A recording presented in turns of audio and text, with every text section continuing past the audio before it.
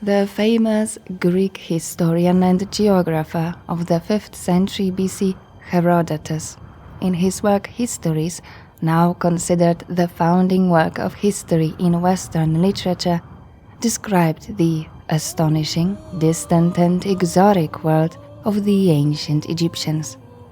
Quote, "Now for some of the Egyptians, the crocodiles are sacred animals, and for others not so, but they treat them on the contrary as enemies. Those, however, who dwell about Thebes and about the lake of Moeris hold them to be most sacred, and each of these two peoples keeps one crocodile selected from the whole number, which has been trained to tameness. And they put hanging ornaments of molten stone and of gold into the ears of these, and anklets round the front feet, and they give them food appointed and victims of sacrifices, and treat them as well as possible while they live, and after they are dead, they bury them in sacred tombs, embalming them." The crocodile. This animal was so closely associated with Old Egypt that it became its symbol, especially in the eyes of foreigners such as Herodotus. An emblem of the newly conquered in 30 BC province of the Roman Empire, Egypt, was a crocodile chained to a date palm, minted on coins. The ancient Egyptians spent a significant part of their lives on the water. The main communication route in Egypt ran up and down the river.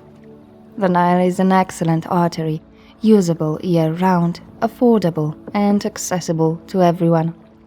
Furthermore, numerous traffic flows branched off this major transit route, leading through natural and artificial canals to almost all pharaonic cities and settlements. Although they knew about the wheel already in the Old Kingdom, they used it more for military equipment in their simple siege engines than for transportation. Why would they? For longer expeditions through desert trails to oases or seaports, donkey caravans were definitely more suitable.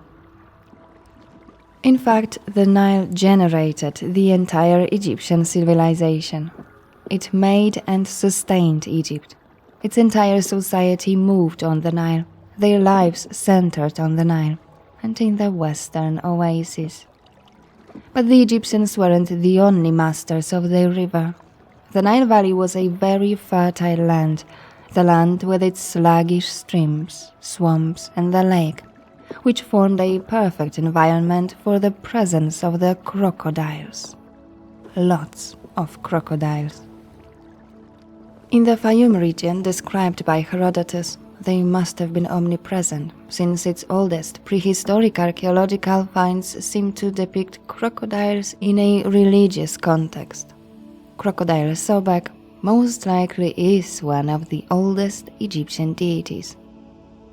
The enormous potential recognized by the pharaohs of the 12th dynasty in Sobek and in all it represents, as well as in its fertile region, led to him becoming the official state deity of the Middle Kingdom.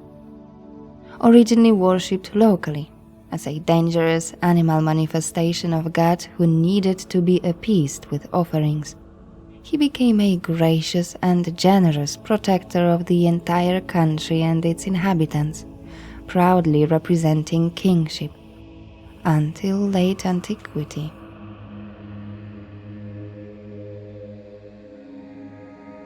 Hello everyone, my name is Irena. Welcome to my channel Ancient Sites Girl. I invite you to a podcast about the history of ancient Egypt. Today I'll tell you about the extraordinary, unique Sobek, the crocodile god whose cult has undoubtedly always been independent and self-sufficient, just like the region in which it was established. For 3,000 years, his followers have created their own theological microcosm. To better understand them, as always, we'll use the original ancient texts. In the ancient Egyptian language, Faiyum means lake. It's a region in the Libyan desert, located just a few miles west of the Nile Valley, about 100 kilometers southwest of Cairo. The Faiyum Depression is usually referred to as a pseudo-oasis because Nile water reaches it through the Bar Yusuf Canal and is then distributed through smaller canals to numerous cities. Today's salty Lake Korun, about 45 meters below sea level, lies northwest of the oasis and is only a fraction of its former size, the great ancient Lake Moeris. Lake which the Egyptians, with the development of local theology, viewed as a remnant of the cosmic primordial ocean Khnum on Earth. The main city, Shedet, whose origins are lost in the depths of prehistory, is located roughly in the center of Faiyum. The Greeks called it Crocodilopolis, Crocodile City. According to the 1st century BC Greek writer Diodorus of Sicily, the founding of Shedet is credited to Menes, the legendary first pharaoh who, chased by dogs, reached Lake Moeris, where he was rescued by a crocodile which carried the king on its back to the other side of the lake.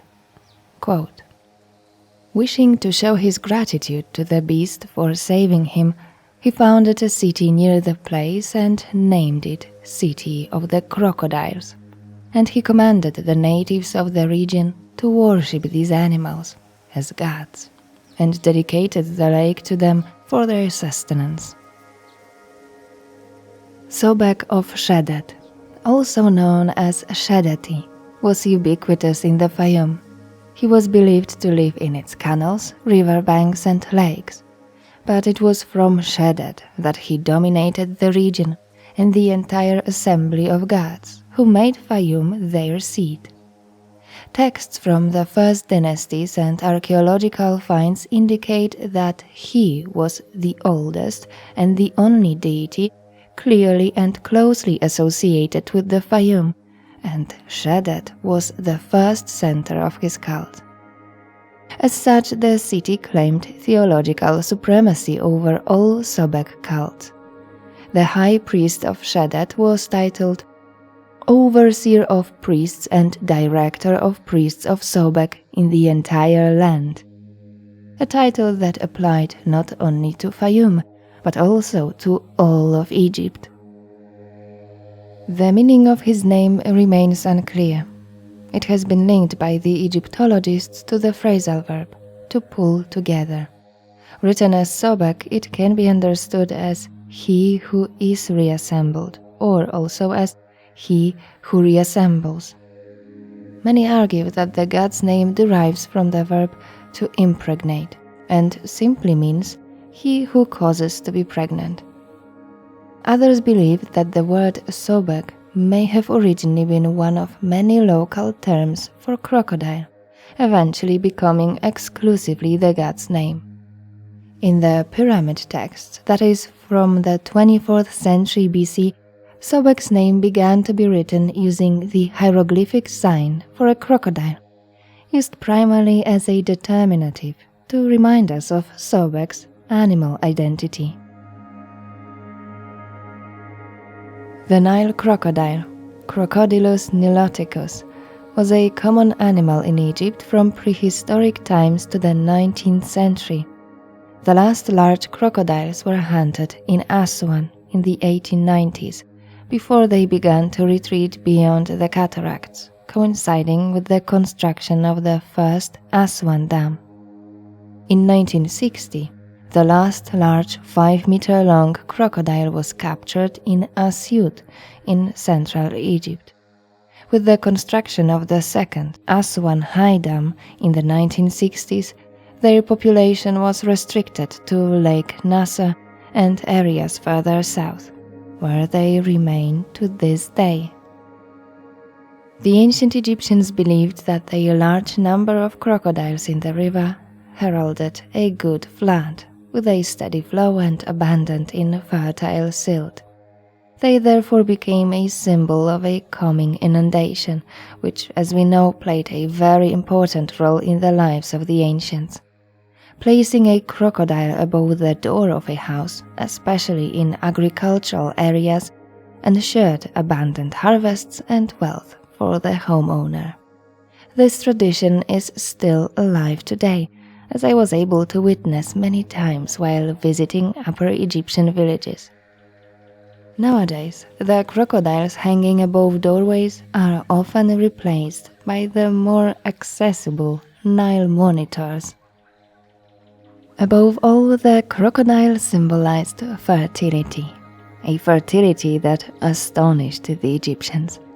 The number of eggs laid by crocodiles ranges from 18 to 80. The extraordinary length of its reproductive organ, sometimes reaching almost a meter, also indicated great fertility and virility. Thus the crocodile god Sobek was titled the most male of all the gods, who gave birth to all men. In satisfying his needs, Sobek is capable of any cruelty. He seems not to be guided by emotions, but only by hunger, thirst, wild sexual drive, and physiological needs. The pyramid texts assure the deceased pharaoh that in the form of Sobek, he will eat with his mouth, will urinate, and will copulate with his member. He's a predator following his instincts, remorseless. No woman, not even a goddess, is safe if she stands in his way. The Lord of Seed, who takes wives from their husbands whenever he wishes, according to his desire. Hymns to Sobek are definitely characterized by sexual symbolism. Sometimes he appears in a non-crocodile form, as long as the animal manifestation conveys the idea of strength and, above all, his male potency. It is sometimes called Bull of the Powers, Bull of the Bulls, the great male, Phallus of the gods, ejaculating ram. Interestingly, during the Ramessid period, it was sometimes depicted as a ram, an animal with the same sexual connotations but free of the negative implications of a crocodile. Sobek was thus identified with the elephantine ram god Khnum, the creator of life. Both were associated with water and fertility, and both functioned in a syncretic relation with Ra, but more on that later. As an integral part of the environment and a frequent threat to the inhabitants of the Nile Valley, crocodiles played a significant role in Egyptian culture from the earliest times, and their presence is therefore well documented. This terrifying creature attacked large numbers of Egyptians, especially fishermen, hunters, and papyrus gatherers, which made this reptile a symbol of death and destruction. Perfectly adapted to this specific natural environment, the crocodile can live both in water and on land, hiding beneath the surface and among the reeds. Its attacks are swift and unpredictable. Occurring in large numbers, these animals were a force with which humans simply had to become accustomed. Therefore, the inhabitants of Faiyum decided to worship it rather than fight it, preferring to tame its nature by making offerings and showing respect. We don't know when this process began, but the creation of the crocodile deity must have been completed by the beginning of historical Egypt, as indicated by archaeological finds. Ceramics from the prehistoric times of the Nakada I culture, that is, from the beginning of the 4th millennium BC, depict crocodiles, but their cultic and political association with the Faiyum region wasn't visible until the Nakada III phase, at the very beginning of the Bronze Age. Near Faiyum, in the pre-dynastic Tarkhan necropolis, dating to the so-called Dynasty 0 and early 1st Dynasty, numerous clay seal impressions have been found, a few of them naming Narmer, the founder of the first dynasty of unified Egypt from around 3100 BC. One of these depicts a structure topped with a bull's head. Next to it is a crocodile with 2 feathers protruding from its back, perhaps symbolizing its divinity. The remaining surface of the seal impression is covered with images of crocodiles. Although a precise interpretation of this object remains elusive, the combination of its 3 elements, the crocodile on the standard and the structure with the bull's skull, seems to point to the Faiyum region. From the Old Kingdom to Roman times, depictions of the house of Sobek at Shedet are easily recognizable by the presence of the bucranium atop the temple, that is, skull of an ox. This may have represented the mythological mother of the god, the heavenly cow Mehet Weret, personification of the Nile floods, often identified with the goddess Neith. Others believe that the bucranium symbolized sacrifices offered to Sobek. Interestingly, a similar practice was to be used not so long ago in Madagascar, where the head of a zebu sacrificed to a crocodile is cut off and placed on a pole near the shore of a river or lake to indicate the area where sacred animals live. For some, the Hathoric column popular in dynastic Egypt echoes the prehistoric practice of decorating temples with impaled cow heads. The depictions on the Tarkhan seal may also indicate the name of a king from Dynasty 0 called Horus the Crocodile, ruler of Faiyum, who was perhaps buried in Tarkhan. The epithet Horus of Shedet also appears on a centuries younger seal belonging to the last pharaoh of the second dynasty, Khasekhemwy, from the 27th century BC. This theological formula concerning Sobek's syncretism with Horus would gain special significance during the Middle Kingdom, during the height of Sobek's popularity. However, as you can see, it has a much older tradition. On Khasekhemwy's seal, next to his royal name, Serek, topped with Horus and Seth, we see for the first time images of the god with a crocodile head, holding the Ankh sign in one hand and the Was scepter in the other. From then on, Sobek was almost always depicted as a crocodile or a man with a crocodile head. As Sobek Horus, he wears royal headgear and is called high-plumed, with the forehead with the Yatef crown, with numerous uraei. Aside from a few mentions of Sobek's lands and lakes and a few titles of his priests, Old Kingdom sources are silent about the crocodile god until the end of the 5th dynasty. The pyramid texts inform us that Sobek wasn't only the lord of the Faiyum. During this period, Sobek is the only god who stands supreme over Bakhu, symbolized by a mythical mountain, the region west of the Faiyum, the endless Libyan desert, the western reaches of the world known to the Old Kingdom Egyptians. Above all, however, he represents everything that characterizes the Faiyum: lakes, canals, green banks densely covered with reeds, river islands, and palm groves. Over time, he also symbolized the Nile itself, its floods and life-giving properties, and was identified with Hapi, Khnum, and even Osiris and Nefertum. Sobek, the one those who are in the water adore, Lord of the dockyards. He makes green the herbage which is on the banks of the horizon, star that is in the fields. This water deity was incorporated into the funerary cult of the pharaohs. Identification with Sobek became a possible alternative to a ruler who had entered the underworld. In the oldest religious text of Egypt, the text of the Pyramid of Unas, we read, Unas has come here in advance of the flood's immersion. Unas is Sobek, green of plumage, with alert face and raised fore, the splashing one who came from the thigh and tail of the great goddess in the sunlight.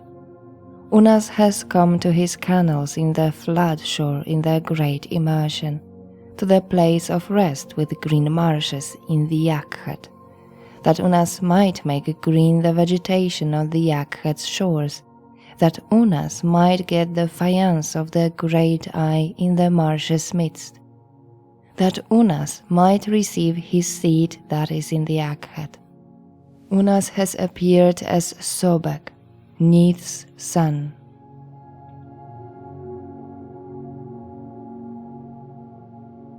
Special spells enable the pharaoh to transform into the Great One who is in Shedet. In the geographically diverse afterlife, really useful was the form of a crocodile, exercising undisputed control over a landscape dominated by swamps and watercourses. He's associated with the forces of nature as Lord of the winding waterways, Lord of the creeks, Lord of the marshland, Lord of strife. He is more frequently mentioned in the coffin texts of the Middle Kingdom, where he appears in his original form, yet unmodified by theological speculations. In spell 268, titled Becoming Sobek, Lord of the Winding Waterway, we read, I am the throw stick of the fen. I traverse the lakes. I am alert when I traverse the shores. I am a shape who eats even when he copulates. I eat the Great One. I live on his scales. I live on what he knows and on that through which he has power. There have been given to me the northern swamplands for my waterside settlements and my roamings. I live on the great ones who are in the water. The great ones who are in the streams fear me. The Badu fish, which are in the water, protect me. The great ones who are in the streams respect me. I am he who emerges, the Lord of water. I am Sobek, Lord of the winding waterway.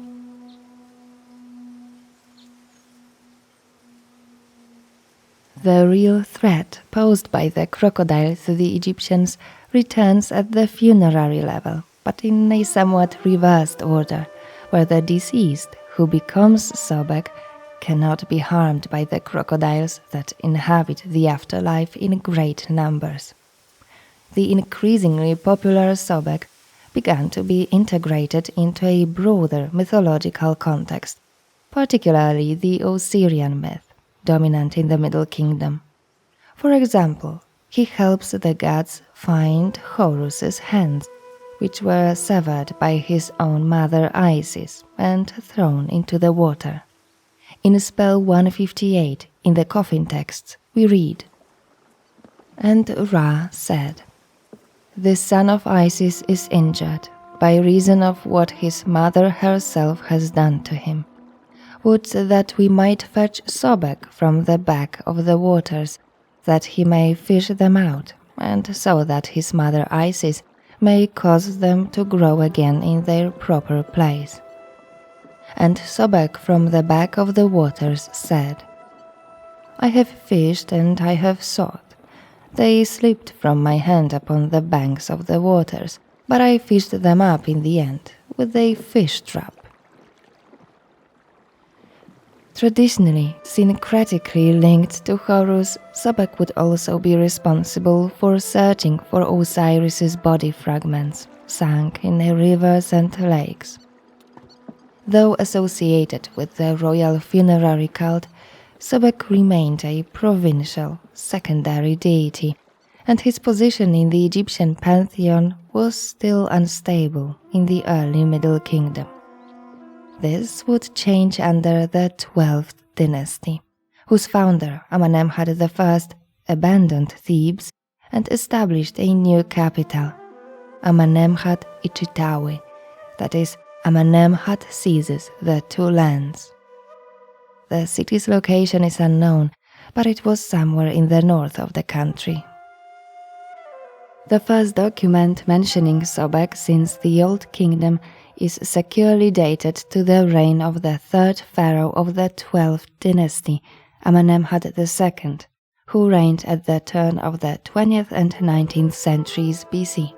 At that time, intensive agricultural exploitation of the Faiyum began, along with a significant expansion of canal network and dams, proving the region's growing importance in royal policy. It seems that Faiyum became the center of attention for the pharaohs of the 12th dynasty, so everything changed for Sobek as well. Sobek reigning supreme in Faiyum. Unlike the rulers of the 11th dynasty who were buried in rock-cut tombs in western Thebes, the kings of the 12th dynasty, following the example of the rulers of the Old Kingdom, erected pyramids in the north of the country.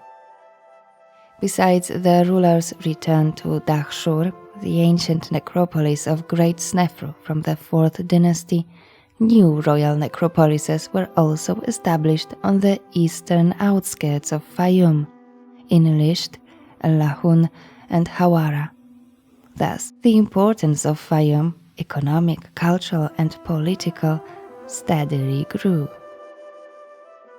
The pharaohs were not only buried there, but it seems that they spent a lot of time in Faiyum, including their free time. Texts describing a sporting trip of Amenemhat II to the Faiyum marshes, the so-called pleasures of fishing and fowling, mentions the crocodile god. Quote, "A fine day, O Sobek, lord of lakes, son of Sanui, great one, overseer of the waters, rich in fish, great of offerings, beloved one." To gain the favor of the divine lord of Faiyum, the king plans to offer fish and poultry, perhaps a permanent element of the cult, symbolically illustrated as scales and feathers. Quote, "We will make a brazier for Sobek, wider and longer than before."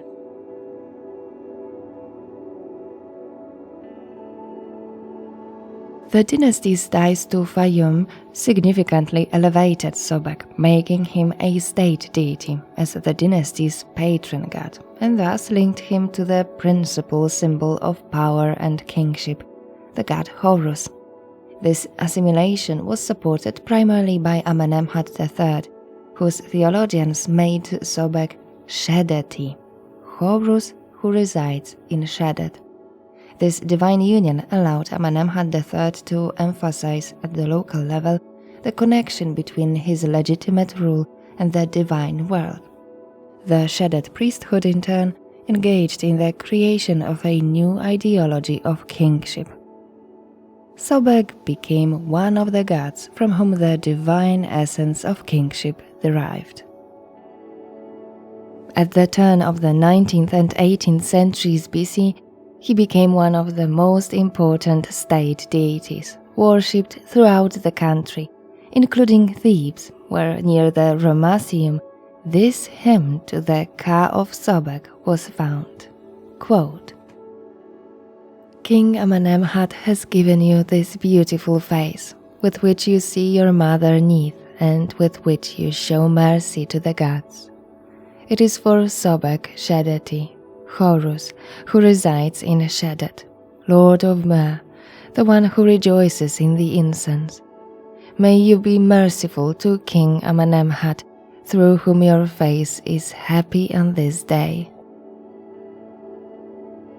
Of course, beautiful face refers more to the gentleness and benevolent nature of the god than to his appearance. Beauty is certainly not the first quality of the crocodile. His gentleness demonstrates the great love this god has for the pharaoh. He's a special exception, as Sobek is an aggressive deity with great power, his rule based on acts of violence, since he was addressed as "at whom the two lands roar because of the fear of him," or "whose attack cannot be repelled, the one with Sethian rage, the one who lives robbingly." Disturbing epithets seem to place Sobek beyond the boundaries of mad. Appeasing him, gaining favor, and as a result, the continued existence of mad, divine law, and cosmic balance is entirely thanks to the pharaoh. Dynamism to the new royal cult in Faiyum was added by the proximity of the new royal pyramid complexes, including temples where an active cult of the pharaohs took place. Pyramids were built of mud brick at that time, clad only with limestone facing, so they were less expensive than those built in the Old Kingdom, but also less durable, of course. They are in much worse condition today. The most famous funerary complex belongs to Amenemhat III in Hawara, called Amenemhat Lives. His second pyramid, built in Dahshur, the so-called Black Pyramid, was by the ancients called Amenemhat is Mighty, and likely served only a cultic function. The complex of Amenemhat III in Hawara was described by Herodotus as the legendary Egyptian labyrinth.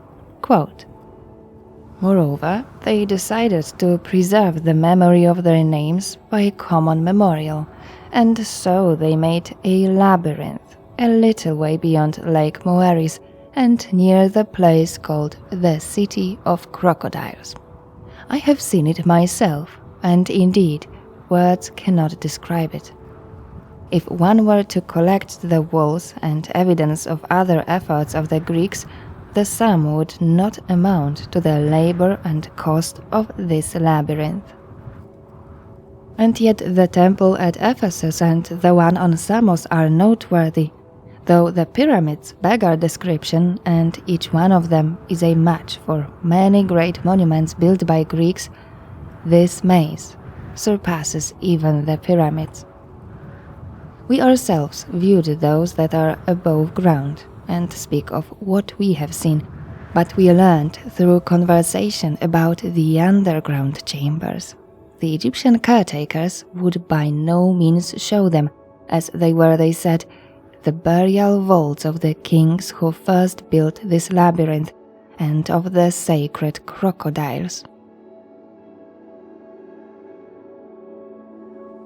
Sobek's importance in the Hawara complex is confirmed by his numerous names on architectural elements and royal statues, where Amenemhat III is called Beloved of Sobek of Shedet. Interestingly, the strong connection between the pharaoh and the crocodile god has been remembered for centuries. In Greco-Roman times, Amenemhat III was worshipped in the Faiyum as associated with Sobek, god Primaris. In the late Middle Kingdom, Sobek's roles were multifaceted.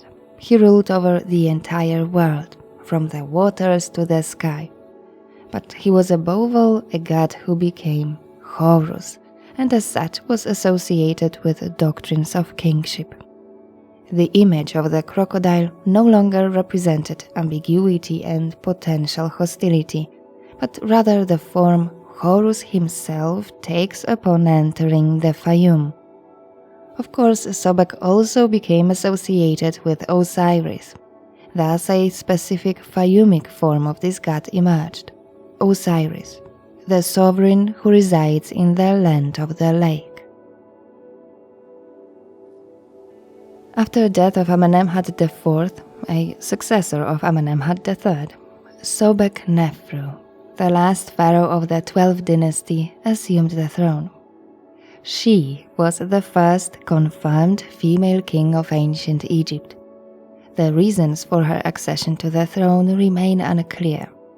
The hypothesis that she was the wife, sister, or half-sister of Amenemhat IV isn't supported by any sources, as she's never referred to as the king's wife or sister.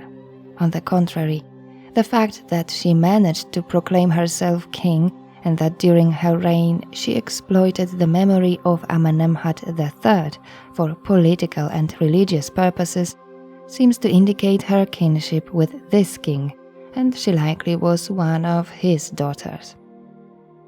Perhaps by referring to Amenemhat III, the great worshipper of Sobek, she wanted to arouse the sentiments of her subjects. Or perhaps she counted on the support of the influential priests of Shedad. The activities and interests of her reign, mid-18th century BC, also focused on the Faiyum region. She titled herself Beloved of Sobek of Shedad, Horus who resides in Shedad, Lord of the land of the lake, who resides in the palace. Sobek, the ruler of the two banks, who loves the pharaoh, was bestowed with epithets referring to his sovereignty over the entire Egypt. Her name Sobek Nefru means beauty of Sobek. Her successors also added his name to theirs. For example, in the 13th dynasty, which ruled at the beginning of the Second Intermediate Period, we have perhaps as many as 9 Sobek Hoteps, meaning Sobek is pleased. The last ephemeral kings of the 13th dynasty lost control of the Faiyum, or at least were no longer able to effectively exploit its territory. Thus, the dynasty's loss of the region undermined Sobek's position, and with the death of Mernefere I, Sobek's state cult, after almost 2 centuries, slowly faded away. It's possible that for the Hyksos, the Asiatic invaders ruling northern Egypt, Sobek of Shedad remained an acceptable provincial deity. They didn't, however, consider him worthy of representing the idea of kingship. But among the Theban rulers of the 17th dynasty from the 16th century BC, aspiring to rule a reunited country, we have 2 Sobek Ensafs. Although they never control the Faiyum, their name means Sobek is his protection. Well, Sobek was certainly a useful symbol to legitimize their rule.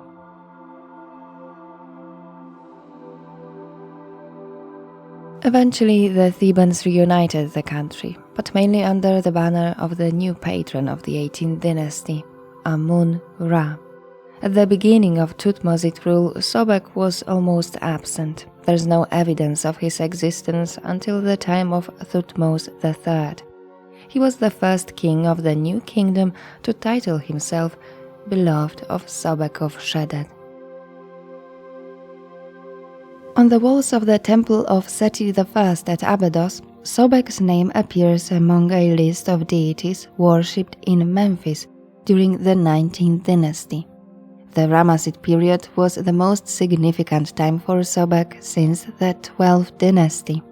Although our information about his temple in the New Kingdom is very sparse, we know that the Shedad was expanded during this period.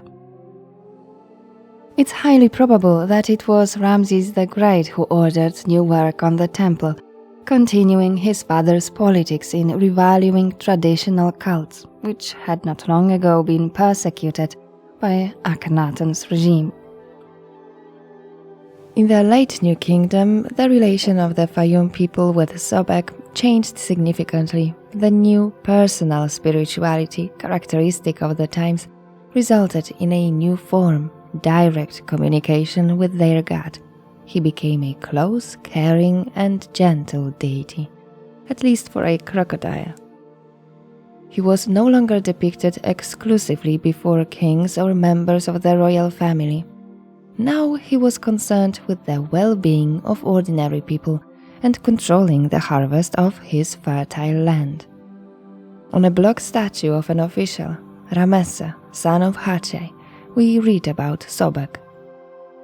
Gentle with the one who attacks you, as your power is great, as your plans are excellent, as your mercy so quick.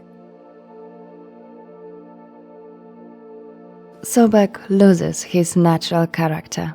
The god ultimately transforms into a deity with an exceptionally gentle nature. Besides his great strength and power, his defining characteristics are leniency and gentleness, which he is willing to bestow upon all who choose to worship and trust him. Sobek is beneficent to both the living and the dead.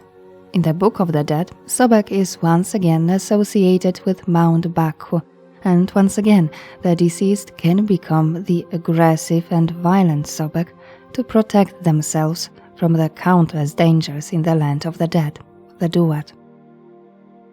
The god's personality has transformed, becoming even more complex than in previous periods. In the late period, the Faiyum held little importance in the country's life. However, it changed during the Ptolemaic rule from the 4th to the 1st century BC. The rich, fertile land became a prime destination for Greek settlers, for whom the Ptolemies founded numerous new cities, such as Theadelphia, Philadelphia, and Dionysius. The Greco-Roman period brought a revival of the cult of Sobek in the Faiyum. However, it was no longer consistent and standardized as before. Each city had its own temple dedicated to the crocodile god with its own slightly different theology. He was also worshipped under many names, most of which survive only in Greek language sources. Shedad, by then already called Crocodilopolis by the Greeks, retained much of its prestige. Its main temple was gradually expanded, initially by Ptolemy II Philadelphus and his sister consort Arsinoe II. A new period of prosperity began for Faiyum and its capital. Crocodilopolis became a practically Greek city and received a new name, Arsinoe, in honor of the queen who died around 270 BC, as after her death, Ptolemy II established the cult of Arsinoe Philadelphus. The deified queen became the divine patron of Faiyum, henceforth called the Arsinoite Khnum. The 1st century BC Greek geographer Strabo described the place. Sailing along to the distance of 100 stadia, we come to the city Arsinoe, formerly called Crocodilopolis, for the inhabitants of this nome worship the crocodile. The animal is accounted sacred and kept apart by himself in a lake. It is tame and gentle to the priests and is called succus.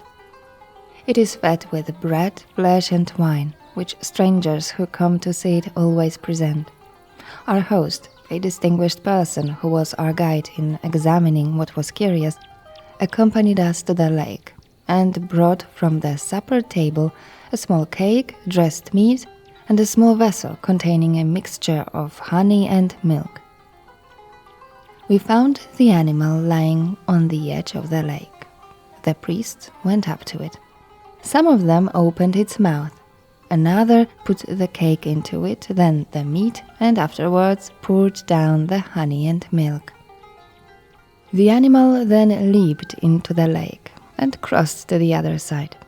When another stranger arrived with his offerings, the priest took it and, running round the lake, caught the crocodile and gave him what was brought in the same manner as before.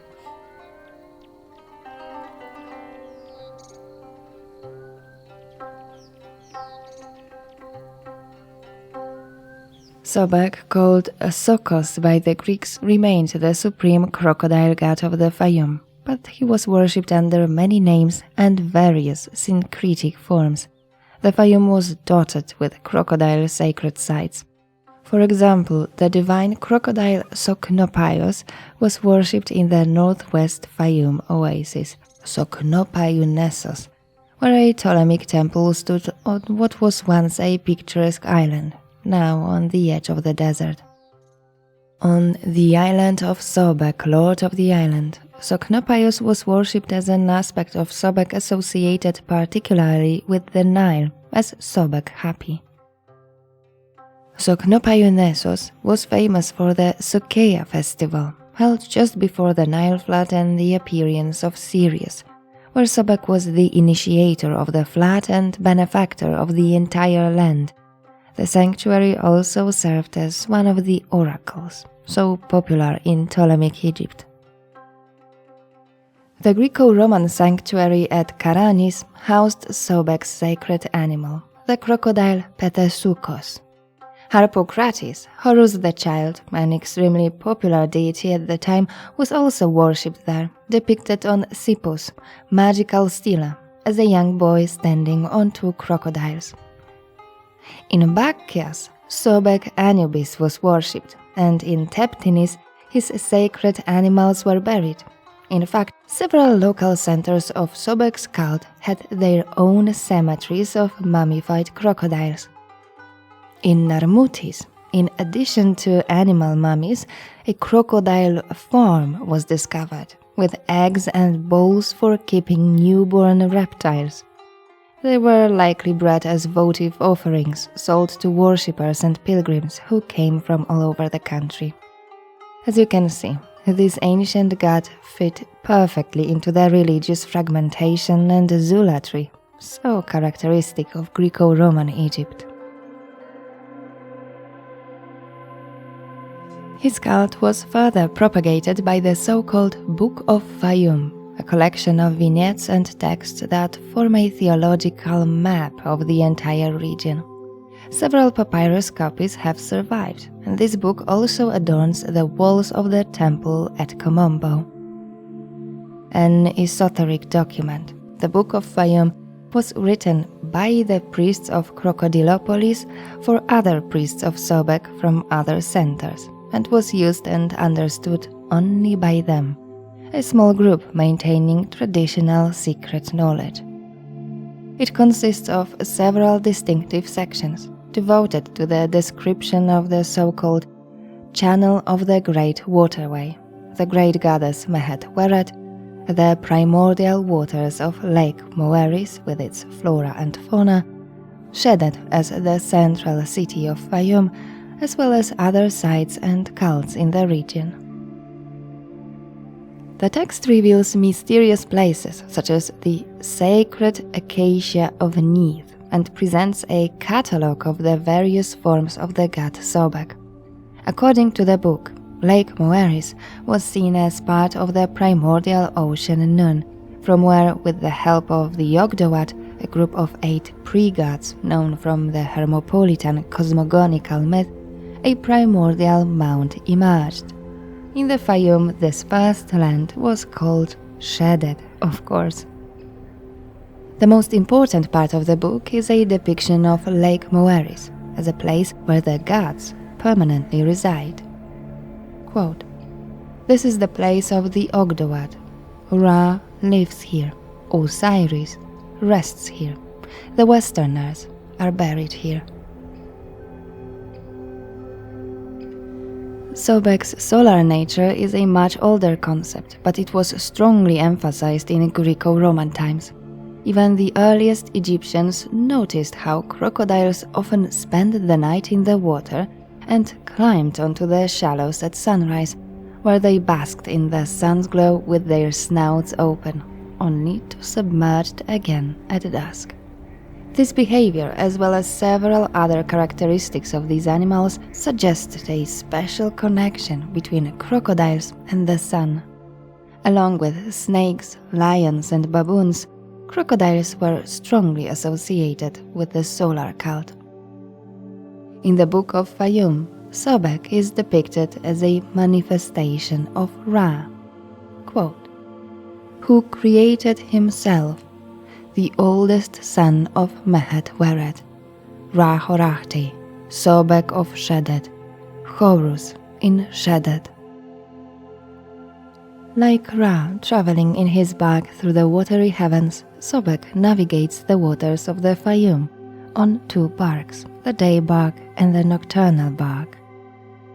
However, departing from solar traditions, Sobek Ra's daily journey doesn't end beyond the horizon. Rather, his nocturnal form dives into the lake and emerges in the morning. Lake Moeris in local theology thus stands in for both sky and the vast dark cosmic ocean, Khnum. Here the Faiyum is the entire universe. As it was believed after the act of creation, before his final departure to heaven, the creator materialized as a crocodile that remained on earth, while the primordial beings of the Ogdoad, in the form of snakes and frogs, remained in the depths of the lake. Considering the structure and appearance of the book, one could say that it should be read like a map, but a map intended for Sobek himself. It's a form of assistance offered to the god by the priests, who also appropriately emphasize the hierarchy of the Faiyum sanctuaries and the key role of the temple in Shaddad for the region and all its followers. Interestingly, the book depicts Neith in the form of a female hippopotamus as the mother of Sobek. The goddess carries a crocodile on her back, a striking resemblance to the depiction of the Big Dipper constellation in astronomical scenes of the New Kingdom, known from, for example, the famous paintings of the so-called astronomical ceiling in the burial chamber of Seti I in the Valley of the Kings. When Sirius appeared in the sky, usually in June or July, just before the Nile flood, a festival dedicated to Sobek was held in every Faiyum city that housed a temple to the crocodile god. A pivotal event in Egyptian life, the Nile flood, each year brought fertile soil and meant the beginning of the new year, a new agricultural season.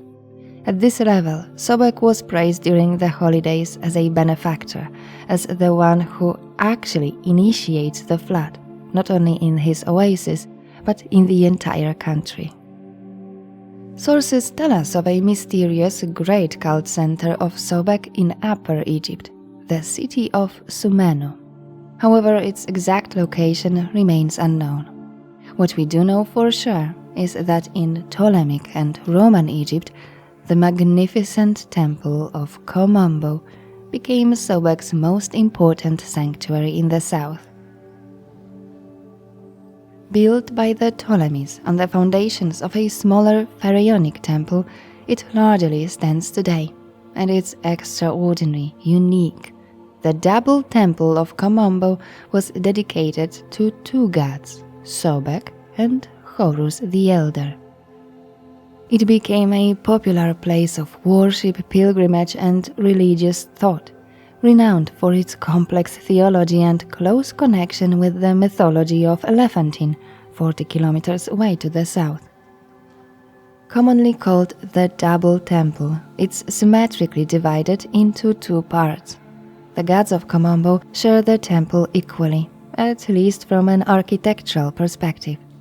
The temple has two separate processional axes, but a shared pronaos and hypostyle hall, which lead to two twin sanctuaries. The north side belongs to Haroeris, as the Greeks called Horus the Elder, and the south side to the crocodile god. The double temple represents perhaps the most complex theology in all of Egypt. The two gods are not twin deities, as each has their own theology and their own triad. Sobek, who is associated here in Kom Ombo with the Heliopolitan god of earth Geb, is married to Hathor, identified here with the sky goddess Nut. Their son, the lunar Khonsu, is identified here with Osiris. Horus the Elder, on the other hand, forms a triad identified with Hathor, Tasenet Nofret, together fulfilling the role of the Heliopolitan Shu and Tefnut. Their son, the Lord of Two Lands, that is, Peneptawi, is identified with Sobek. Sobek of Kom Ombo was worshipped in the dual temple as the god-son who succeeded his father Haroeris, and as a divine king who passes his throne to his son Osiris and then to his grandson Horus. At the same time, on the level of creation, he is a solar, primordial creator god, similar to, for example, the Theban Amun, strongly connected to the cosmic ocean Nun. A little bit complicated, don't you think? On the temple walls, we read, "The great god, from whose eyes the two discs of light emerge, whose right eye shines by day and his left by night, whose two great eyes illuminate the darkness. The wind comes from his mouth, the north wind from his nostrils, the Nile flows from his living sweat." This universal, syncretic deity possesses many aspects, so it's no wonder that one of his epithets is Sobek of numerous manifestations. Sobek Ra in Kom Ombo is a panentheistic universal god, and the numerous deities worshipped in the temple are merely his aspects. This, however, doesn't prevent his worshippers from particularly emphasizing some of his mythological roles. In the local creation myth, after leaving the island of Elephantine, the place of creation according to the Ombite theology, Ra placed Sobek as his manifestation in the temple in Kom Ombo. The worshippers could see this manifestation with their own eyes. The sacred crocodile was born in the temple's Mamisi, the birthplace, where during the mystery rite the return of the sun god Sobek was celebrated. He was then enthroned to dwell within the temple grounds. After death, the animal was buried with honors, as its mummy was considered the embodiment of the god of the necropolis, Sobek Osiris, called the Lord of Headbag. I had the privilege of seeing a few of the mummies of these sacred animals, which are still exhibited near the ruins of Kom Ombo. Like the sacred Memphite bull Apis, Sobek was portrayed after death with the mummy of Osiris on his back. Okay, the extensive and fascinating story of Sobek is simply too huge to be discussed in one podcast, but I hope you learned something new about the beliefs of ancient Egyptians. Thank you for listening. Please let me know in the comments what you would like to hear about next time. I'd also like to thank all my patrons. I truly appreciate your contribution. Thank you so much. If you don't support me yet, but would like to, I placed my Patreon link below in the description. Don't forget to like my video and subscribe to my channel. Goodbye, and see you on the next one.